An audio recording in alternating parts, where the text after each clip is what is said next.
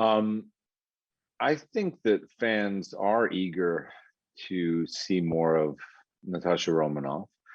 She is really the only one of the original Avengers who hasn't had her own standalone movie. I mean, we got Thor, we got Captain America, Iron Man, Hulk, and so it's time for Natasha's story to be told.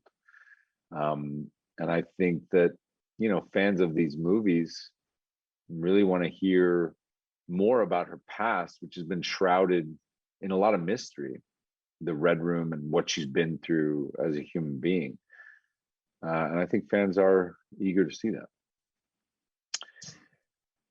How do I feel about joining the MCU? I don't know how one could answer that question except awesome.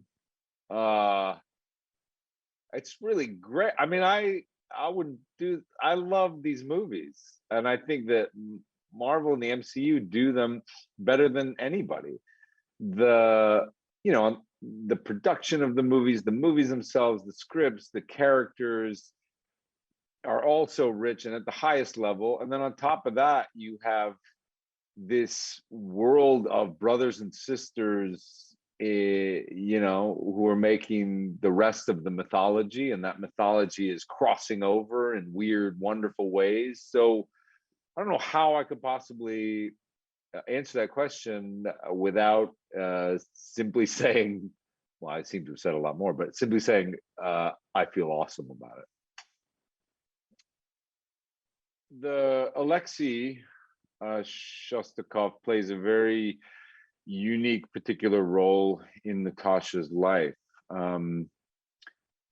You'll see a lot about Natasha, and this guy he really holds a special place in her life, in her heart, in what she's been through.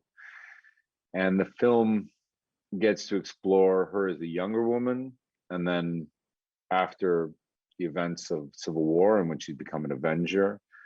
And it explores, the choices that this guy's made in his life.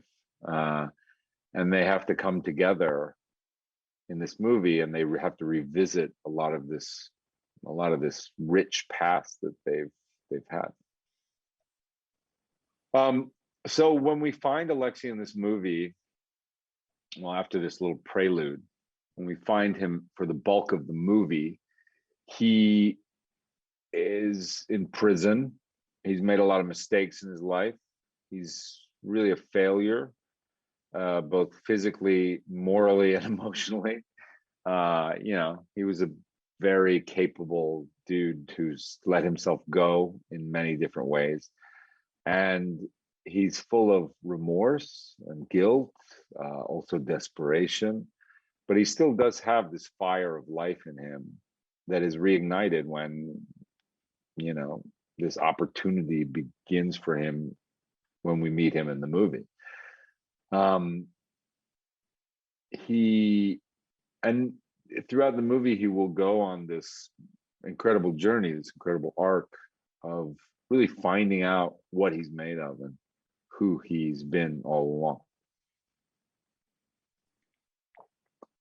I really adore Kate Shortland, the director of this movie. She, is helming a huge blockbuster superhero movie, but she did it with such a delicate, sensitive, creative touch. She is primarily more of an independent director, and she tells very human stories. Some of her stories have been coming of age stories of young women.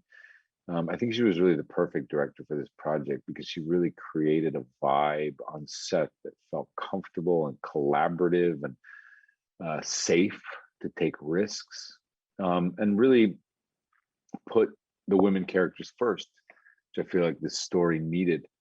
But also, was in love with a character like Alexei, and didn't shortchange him in any way for some sort of agenda.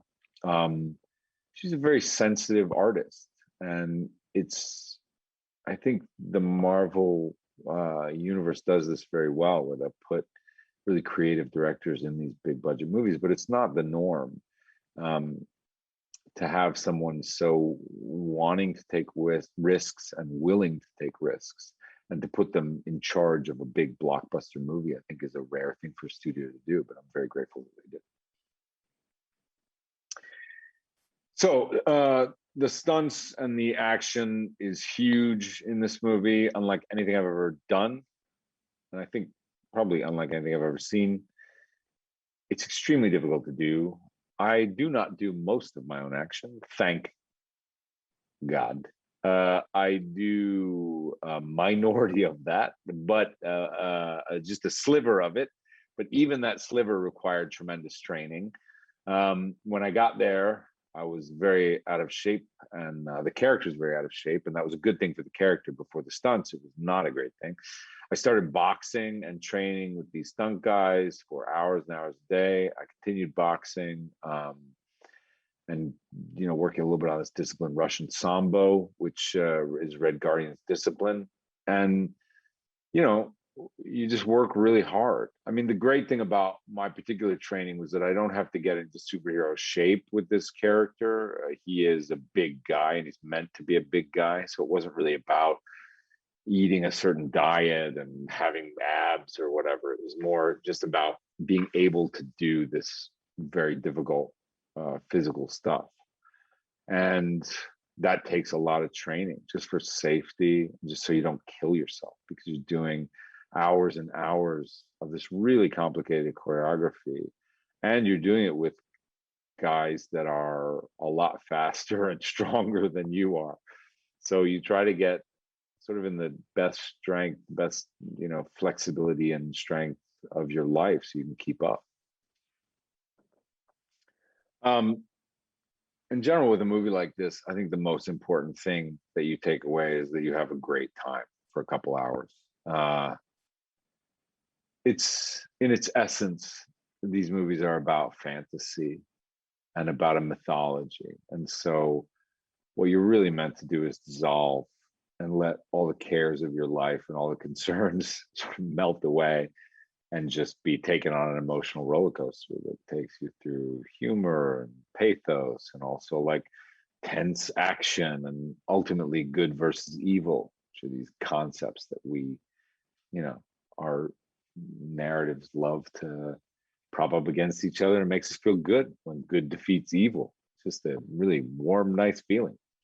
So ultimately, the biggest thing I want you to take from this is a big smile off your face when you go home and have to deal with your life again, like we all do. But if you take something else, I also think that you could take from it